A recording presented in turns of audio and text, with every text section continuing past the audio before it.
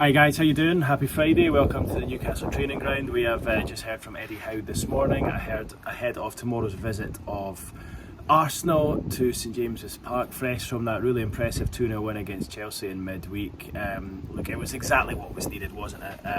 Eddie Howe said as much, and it's just lifted the mood of everyone going into this Arsenal game. It felt like the pressure would have really been mounting on the players, probably a little bit pressure on the manager as well going into this Arsenal game had the victory not came on Chelsea. A lot of people have said since then, which game would you prefer to win? And look, it doesn't work like that in football, but looking at the week in isolation, if there was one game you wanted to win, I would suggest it's the Chelsea midweek match, because look, Newcastle aren't going to win the league now. Yes, of course you want to qualify for Europe, but you've got to have plenty more chances to win points. Once you get knocked out of the cup, that's you out. And look at the draw for the next round now. Brentford at home, great chance to go through to a semi-final and to try and end this near on 70-year domestic trophy drought. So I just felt for the mood of the week, and I just feel that, having spoken to Eddie this morning, it looked like he had a spring in his step. I'm sure it'll be the same for the players as well, who are about to train on the pitches here.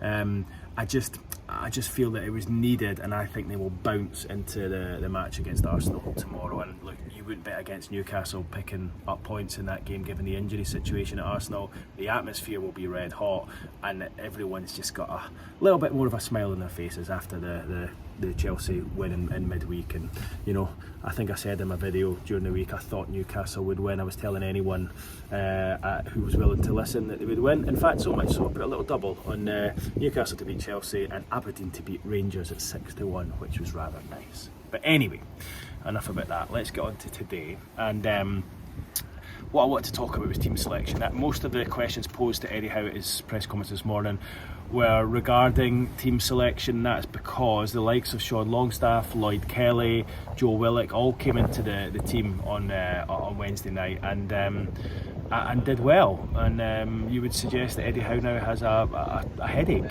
He now has a bit of a headache on his hands as to what he does with the team for this match, and he was asked a number of questions around that. He did use the word rotate a few times and did say, not many of the players he reckons could play 3 matches of that calibre, of that standard, in the space of 6 days. And I get that, I get what he's saying there, but I just feel the players will be bouncing into this game, as I've touched on already, and I just think those that played well on Wednesday should probably keep their places. So it's led to a number of us in the press room today talking about what we think the team will be, what the team should be, what the formation will be, etc, which is kind of the main hot topic of the week. And I've been thinking about it myself, and if I was a manager, playing Football Manager here, look, I would play Tonali in that holding role in midfield. I thought he was excellent. While he wasn't like a destroyer, as Eddie Howe said this morning at his news conference, he controlled the spaces very well, and I just thought he looked more comfortable there.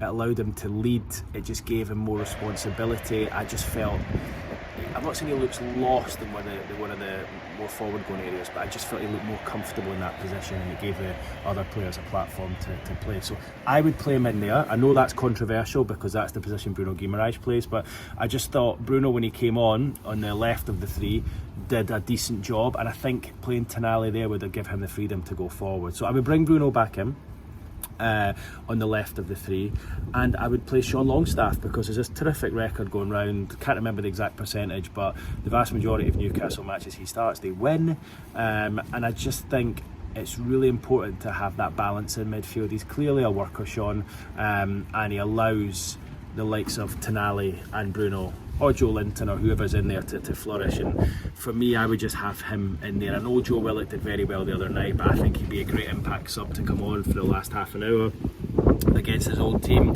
He looked really good second half. He looked like he had his legs back. He was, sprinting one end of the pitch to the other, and I think that win will have done him the world of good the other day. But I would have Willock on the bench, and I would play Longstaff on the right of the 3. What I like about Longstaff as well is he gets amongst the goals, and he just, as I say, he allows, you need workers in the team, and look, he is a decent enough player himself, but what he does is I think he allows the likes of Bruno and Tonali to flourish. So I would play him in there. Now that will leave many of you saying, well, what happens with Joe Linton then? And there's a suggestion he will play wide left. I just think, why play him wide left when you've got Gordon and Barnes there? Now for me, Gordon's got the shirt ahead of Barnes at the moment. Barnes should probably be a sub to come off the bench. And here's one for you. Why would they not consider playing Joe Linton on the right? He's right-footed. It's not like he cuts in from the left and he's got a brilliant shot. He's not like a Gordon finisher. He's essentially a worker. He's tactically astute. He covers every blade of grass. He's a team player. Now, if he can play left wing or left midfield or hold in midfield, or, well, he can't play centre forward, we've seen that, but he can play most positions on the pitch. Why not play wide right? And it would fill that position that is really a problem position for Newcastle. Clearly, Almiron's out of favour there. Jacob Murphy's injured. I'd give Joe Linton a shot wide right of the front three. He is right-footed. He'll work his socks off, and that'll allow Gordon to play his more favoured position on the left, with Barnes as a sub, and obviously Isak through the middle. And it would fill that void on the right that's been gaping now for a good couple of years. So I would give Joe Linton a little run there. It also allows him to tuck back into the midfield and allow Livramento to go in the overlap, and it means that it allows you to get Bruno, Tonali, Longstaff and Joe Linton all into the one team. So that is what I would do. It'll be interesting to see what Eddie does. I know Eddie said today that his best two positions are left wing or left number 8 of a midfield three. But to get them into the team and to give the team a bit more sturdiness, a bit more robustness, and a bit more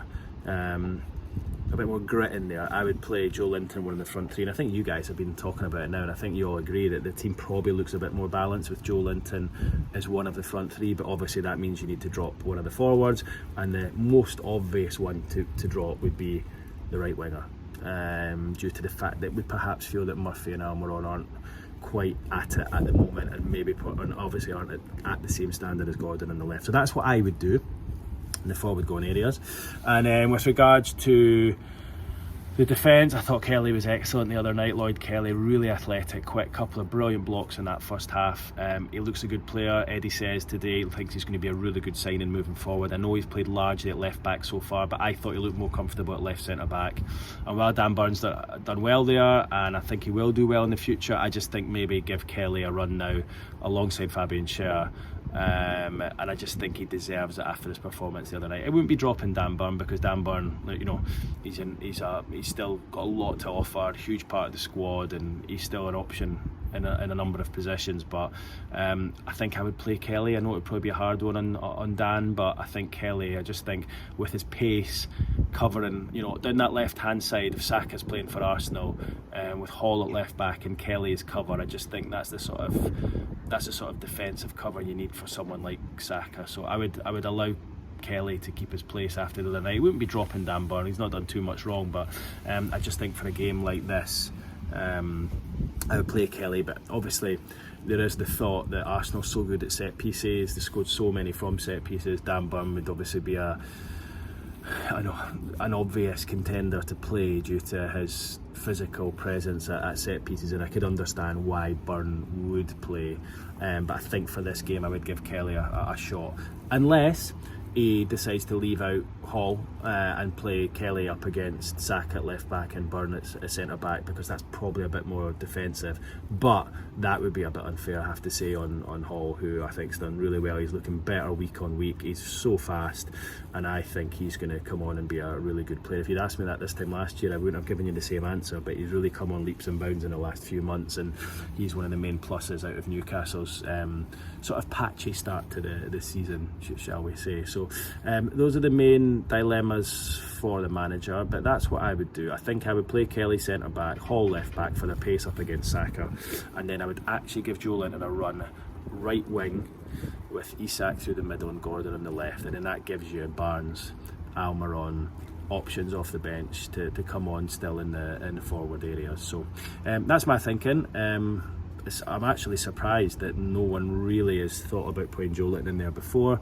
I think it was one of you guys actually that brought up the idea to me on my video on Wednesday night, and I thought, that is a really good idea. Why wouldn't I have thought of that. So let's see what he does tomorrow, but I would not bet against Newcastle getting a result, because I just think they'll have a real spring in their step after Wednesday, and this might be the start of a little run that they can go on now. So anyway, that's it from me, guys. Sorry it's boring, sorry it's team news, but that's what we're all talking about today.